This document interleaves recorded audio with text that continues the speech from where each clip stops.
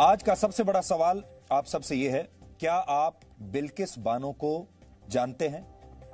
वही बिल्किस बानो जो दिल्ली में शाहीन बाग में धरने पर बैठी थी, जिन्होंने मुस्लिम महिलाओं को शाहीन बाग के धरने के लिए इकट्ठा किया, बच्चों को वहां पर इकट्ठा किया और बाद में यह पता चला था कि इसी शाहीन बाग में दिल्ली के दंगों का षड्यंत्र भी रचा गया।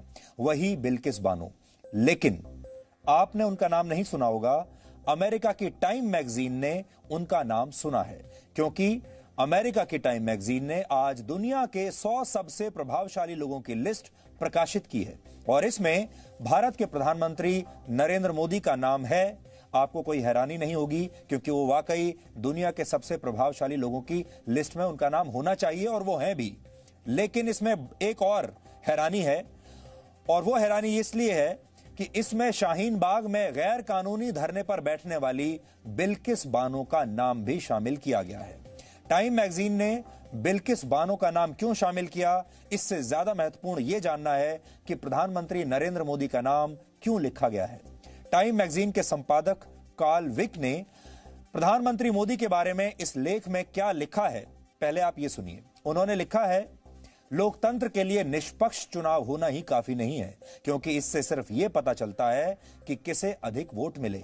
भारत की 130 करोड़ लोगों की आबादी में ईसाई, मुसलमान, सिख, बौद्ध और जैन धर्मों के लोग भी रहते हैं। भारत की 80% जनसंख्या हिंदुओं की है और अब तक के अधिकतर प्रधानमंत्री इसी धर्म के मानने वाले रहे हैं।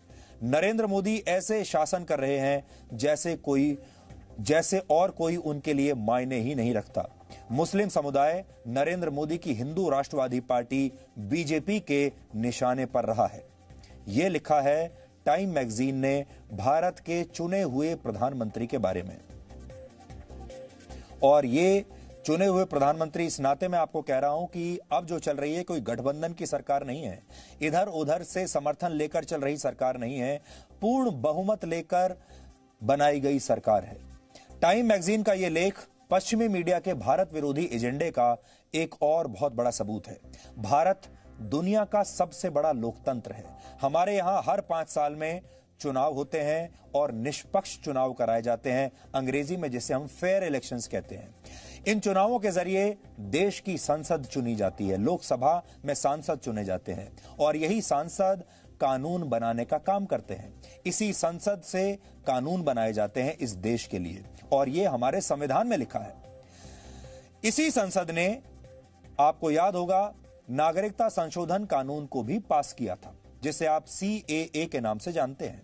लेकिन इस कानून को लेकर देश भर में अफवाहें फैलाई गई, फेक न्यूज फैलाई गई और कहा गया कि इस कानून से मुसलमानों की नागरिकता छीन ली जाएगी। इसका नतीजा शाहीन बाग के आंदोलन के रूप में सामने आया, जिसके बाद पूरी योजना के साथ दिल्ली में दंगे कराए गए। उन दंगों की जांच के बाद जो चार्जशीट दाखिल की गई है, उसमें यह साफ साफ लिखा है कैसे इन दंगों के पीछे एक गहरी साजिश रची गई थी और इस साजिश के जो तार हैं वो शाहीन बाग तक जाते हैं।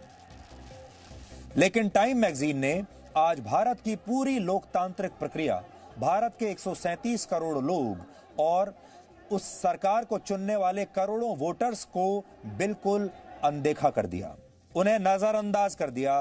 टाइम मैगजीन के लिए इनका कोई वजूद ही नहीं है और उन 500 लोगों को 137 करोड़ लोगों से ज्यादा महत्व दे दिया जो शाहीन बाग में गैर कानूनी धरने पर बैठे हुए थे। यानी एक तरफ भारत के करोड़ों वोटर्स थे, भारत में लगभग 90 करोड़ वोटर्स हैं, और दूसरी तरफ ये 500 प्रदर्शनकारी थे जो शाहीन बाग में बैठे थे। और टाइम मैगजीन को ये 500 लोग दिखाई दिए और करोड़ों वोटर्स की मर्जी दिखाई नहीं दी, उनके वोट दिखाई नहीं दिए। आज हम इसके पीछे टाइम मैगजीन के एजेंडे के बारे में आपको बताना चाहते हैं। हमारे पास 2 विकल्प थे। पहला विकल्प यह था कि हम इस पूरी खबर को नजरअंदाज कर दें। टाइम मैगजीन इतनी भी बड़ी नहीं है कि उसके ऊपर हम यहां अपना समय बर्बाद करें या भारत जैसा विशाल देश उसके बारे में डिस्कस करें। हमने बहुत सोचा, पहले हमें यह लगा इसके बारे में बात ही नहीं करनी चाहिए, इग्नोर करना चाहिए, नजरअंदाज करना चाहिए। लेकिन फिर हमें यह लगा कि भारत का जो टुकड़े टुकड़े गैंग है, भारत में एक वर्ग ऐसा है जो सक्रिय है सोशल मीडिया पर, ये सारे लोग इसी खबर को सोशल मीडिया पर वायरल करेंगे। ये सारे लोग इसी खबर के आधार पर पूरी दुनिया में भारत की बदनामी करेंगे और उसी को काउंटर करने के लिए हमें यह लगा कि आज पूरे देश को इस खबर के बारे में बताना चाहिए। लेकिन साथ ही हम ये भी आपको बताना चाहते हैं, टाइम मैगजीन हमारे लिए इतना बड़ा महत्व नहीं रखती है कि उसके बारे में हम डिस्कस करें, लेकिन इस पूरे प्रोपेगेंडा को रोकने के लिए ये आज हम खबर आपको दिखा रहे हैं। अब टाइम मैगजीन की पोल खोलते हैं पहले, और आप ये जान जाएंगे कि मीडिया दुनिया में चाहे किसी भी देश का हो, चाहे कितना भी प्रतिष्ठित हो, कितने भी बड़े बड़े मीडिया हाउस हों, कितने भी पुराने बड़े बड़े मैगजीन या अखबार हों, ये सब के सब कैसे द्वेषपूर्वक रिपोर्टिंग करते हैं और कैसे भारत को लेकर इन सब के मन में एक द्वेष रहता है। सबसे पहले आप देखिए वर्ष 2012 में छपे टाइम मैगजीन के इस कवर पेज को। इसके कवर पेज पर लिखा था, मोदी मीन्स बिजनेस, यानी मोदी का मतलब है व्यापार, वो अपने काम, मोदी मीन्स बिजनेस। यह तब की बात है जब नरेंद्र मोदी प्रधानमंत्री नहीं बने थे, लेकिन ऐसी उम्मीद जताई जा रही थी कि वही अगले प्रधानमंत्री होंगे। और इसके नीचे क्या लिखा है देखिए, but can he lead India. यह एक प्रश्न छोड़ दिया है। देखिए, but can he lead India, Modi means business, यह तो बहुत अच्छी बात है, लेकिन नीचे एक ऐसा प्रश्न छोड़ दिया जो नरेंद्र मोदी की काबिलियत पर सवाल छोड़ता है। कैन ही लीड इंडिया, क्या वो भारत का नेतृत्व करने में सक्षम है, ये लिख दिया। ये एक तरीका होता है लोगों के मन में संदेह पैदा करने का। इस समय नरेंद्र मोदी गुजरात के मुख्यमंत्री थे और उनके प्रधानमंत्री बनने की सिर्फ चर्चाएं ही चल रही थीं, लेकिन टाइम मैगजीन ने पहले ही तैयारी कर ली थी। टाइम मैगजीन ने ऐसा करके प्रधानमंत्री बनने की नरेंद्र मोदी की योग्यता पर प्रधानमंत्री बनने से पहले ही एक बहुत बड़ा प्रश्न चिन्ह लगाने की कोशिश की, क्योंकि वो एक खास विचारधारा और एक खास पार्टी से आते थे और ये विचारधारा और ये पार्टी पश्चिमी मीडिया को पसंद नहीं है। अब देखिए, यह है वर्ष 2015 में छपा टाइम मैगजीन का कवर पेज। एक बार फिर उन्होंने अपने कवर पेज पर प्रधानमंत्री मोदी को छापा। ये नरेंद्र मोदी का पहला साल पूरा होने के मौके पर यह एडिशन छपा था और इसमें लिखा गया, वाई मोदी मैटर्स, यानी मोदी इतने महत्वपूर्ण क्यों हैं। लेकिन इसके नीचे एक और सवाल फिर डाल दिया गया और वो ये, कैन ही डिलीवर, यानी क्या वो अच्छा काम कर पाएंगे, यानी फिर से संदेह डाल दिया। मैगजीन के संपादकों ने प्रधानमंत्री बनने के 1 साल बाद लोगों के मन में फिर से एक संदेह बिठाने की कोशिश की। 12 साल तक गुजरात के सफल मुख्यमंत्री रहने और भारी बहुमत से जीतने के बाद भी नरेंद्र मोदी के लिए सवाल पूछा गया कि क्या वो काम करने लायक हैं, क्या वो इस देश को लीड करने के लायक हैं। और अब देखिए, फिर वर्ष 2019 में लोकसभा चुनाव के दौरान छपा टाइम मैगजीन का कवर पेज। इस बार उन्होंने लिखा, इंडियाज डिवाइडर इन चीफ, ये डेजिग्नेशन उन्हें दी गई, यानी मोदी ने भारत को बांट दिया है। भारत को बांटने वाले सबसे प्रमुख व्यक्ति हैं ये। कवर पेज पर ही छोटे अक्षरों में नीचे लिखा, मोदी द रिफॉर्मर, यानी मोदी एक सुधारक। अब आप सोचिए, इसमें यह भी लिखते हैं कि मोदी सुधारक हैं, लेकिन उसे बहुत छोटा सा लिखा है और बड़े हेडलाइन में लिखा है, इंडियाज डिवाइडर इन चीफ। यानी टाइम मैगजीन ना तो मोदी को नजरअंदाज कर पा रही है और ना ही उनके बारे में कोई बड़ा सवाल पूछ पा रही है। वो ये जानते हैं, सवाल पूछेंगे तो उसे साबित नहीं कर पाएंगे और नरेंद्र मोदी को और भारत को इस समय वो इग्नोर कर नहीं सकते। भारत बहुत बड़ा बाजार है, भारत बहुत बड़ी शक्ति है और नरेंद्र मोदी भी बहुत बड़ी शक्ति है। और टाइम मैगजीन के लोग ये भी जानते हैं कि वो, सोचिए, इतने वर्षों में 3 बार वो प्रधानमंत्री मोदी की तस्वीर अपने कवर पेज पर छाप चुके हैं। वो ये भी जानते हैं कि मैगजीन बिकेगी भी तभी जब मोदी की फोटो कवर पेज पर डालेंगे। अब टाइम मैगजीन के ताजा अंक में छपा लेख आपको दिखाते हैं। इसमें यह लिखा है कि लोकतंत्र में चुनाव जीतना ही काफी नहीं होता और भारत में ज्यादातर प्रधानमंत्री हिंदू ही क्यों बने। टाइम मैगजीन से यह प्रश्न पूछा जाना चाहिए कि जहां से वो छपती है, यानी अमेरिका दुनिया का सबसे पुराना लोकतंत्र है और अमेरिका के 200 साल के इतिहास में आज तक कितने गैर क्रिश्चियन, यानी गैर ईसाई राष्ट्रपति बने हैं, ये टाइम मैगजीन क्यों नहीं छापता। वो ये तो बड़े आसानी से छापता है कि भारत में ज्यादातर प्रधानमंत्री हिंदू बने हैं, लेकिन अपने यहां नहीं देखता। गैर ईसाई तो छोड़ दीजिए, अमेरिका में आज तक एक भी ऐसा व्यक्ति राष्ट्रपति नहीं बना जो खुद को एथिस्ट या नास्तिक भी कहता हो। भारत के बहुत सारे पत्रकार हैं जो टाइम मैगजीन और ऐसे पश्चिमी अखबारों में लिखने को ही अपने जीवन की सबसे बड़ी उपलब्धि मानते हैं और उनके साथ मिलकर भारत को बदनाम करने वाले लेख लिखते हैं। उन्हें भारतीय होने पर गर्व नहीं है, लेकिन वो अपने बायोडेटा में बहुत गर्व से लिखते हैं कि वो इन पश्चिमी पत्रिकाओं और अखबारों में कॉलमिस्ट हैं और अक्सर पश्चिमी मीडिया के निशाने पर प्रधानमंत्री नरेंद्र मोदी ही रहते हैं। हमारे ही देश के बहुत सारे ऐसे पत्रकार हैं जो हमारे ही देश की बदनामी अपने अपने कॉलम्स में इन अखबारों में, पश्चिमी अखबारों में और मैगजीन्स में लिखकर करते हैं। प्रधानमंत्री मोदी को लेकर अपमानजनक टिप्पणियों का यह सिलसिला नया नहीं है, बहुत पुराना है। वर्ष 2019 में मैंने प्रधानमंत्री मोदी का एक इंटरव्यू किया था और तब मैंने उनसे यह पूछा था कि जब इस तरह की आलोचनाएं होती हैं तो उनके मन पर क्या बीतती है। आपने कहा कि आप भी हम लोगों की तरह ही हैं और आप आम इंसान की तरह जीते हैं और आपका मन भी आम इंसान जैसा ही है, लेकिन जो शब्दों का प्रयोग आपके लिए हुआ इस दौरान, इस चुनाव प्रचार में तो बहुत हुआ, पहले भी हुआ। चोर आपको कहा गया, नीच कहा गया, भस्मासुर, मौत का सौदागर, दुर्योधन। आप शायद भारत के पहले प्रधानमंत्री होंगे जिसके बारे में इतने ज्यादा अपशब्द कहे गए।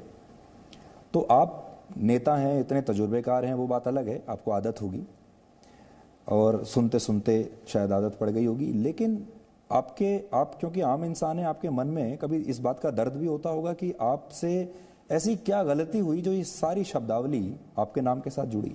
कभी आपको उसका बुरा लगता है? मैं इंसान हूं, दर्द मुझे भी होता है, लेकिन मेरी कुछ जिम्मेवारियां हैं, इसलिए उस दर्द को पी जाता हूं। और ये आज से नहीं, पिछले 20 साल से पीता आया। हमारा तो अनुभव है जी, हम जैसे लोग, और मैं अकेला नहीं हूं, करोड़ों लोग हैं, हम जिस गरीबी से निकलते हैं, हम जिस पिछड़ेपन से निकलते हैं, तो हमने डगर डगर अपमान सहे हैं जी। अपमान सहते सहते ही निकले। ये बड़े लोग हमको डांटते हैं जी, हमने तो वो भी जिंदगी देखी है जी। रेल के डिब्बे में चाय बेचते थे तो कोई भी हमें डांट देता था जी, क्योंकि हमने हमेशा माना सब बड़े लोग हैं। आज भी हमको सब लोग डांटते हैं, गालियां देते हैं, भद्दे भले भले हुए शब्द कहते हैं। अब हम बचपन से इसी को हमारा मान के चलते हुए, हमारा जन्म ही इस प्रकार से गरीबी में हुआ है, पिछड़ों में हुआ है। तो ये बड़े बड़े लोग हुए, नामदार है, उनके जहन में ही भरा हुआ है कि ये बाकी लोग तो तुच्छ हैं। तो मुझे जो गालियां पड़ती है उसका मूल कारण वो मानसिकता है।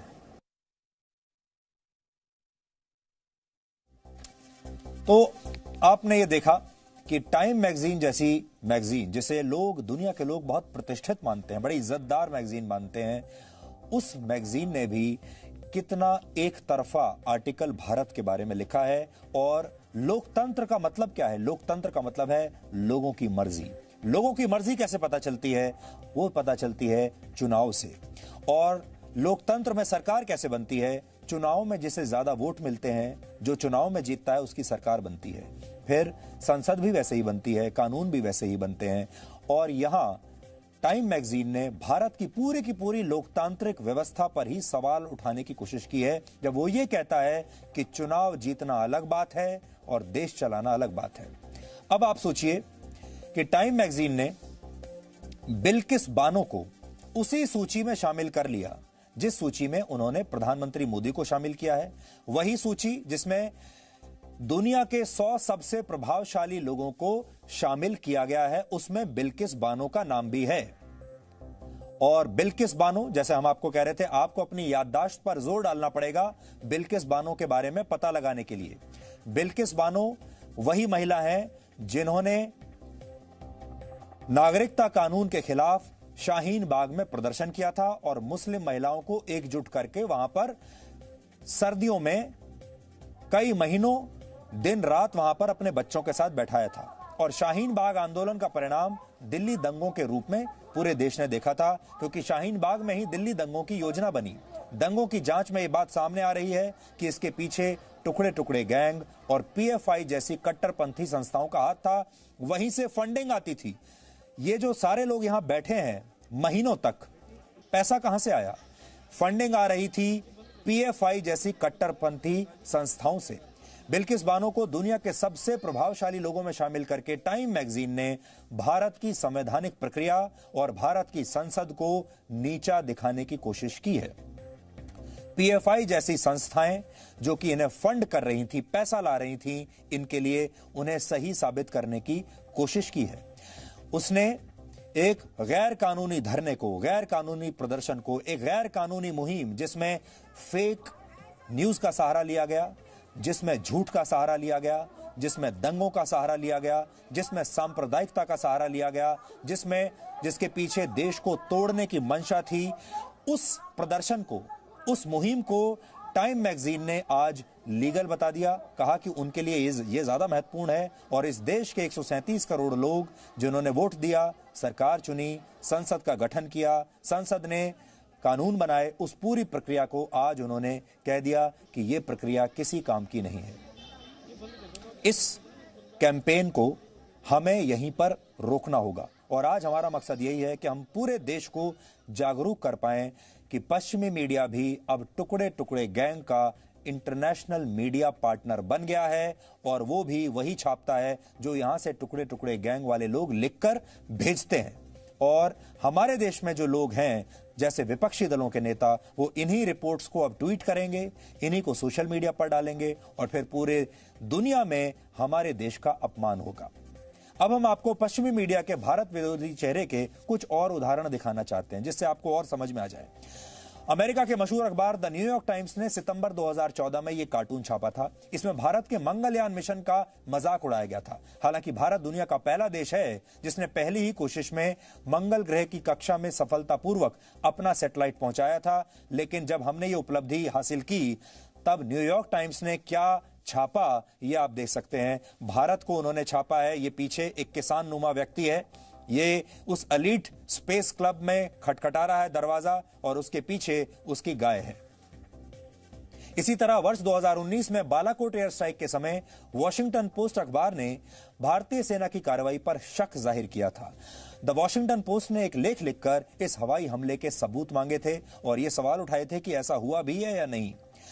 अब आपको ब्रिटिश अखबार द गार्डियन का एक लेख दिखाते हैं जिसमें भारत में लॉकडाउन के लिए मोदीज ब्रूटल लॉकडाउन शब्द का प्रयोग किया गया था, जबकि ब्रिटेन, अमेरिका और दूसरे यूरोपीय देशों में भी ऐसे ही लॉकडाउन लागू किए गए थे। हालांकि वहां के लॉकडाउन के लिए अखबार ने ऐसी कोई तीखी टिप्पणी नहीं की थी जैसी भारत के लॉकडाउन के लिए की गई थी।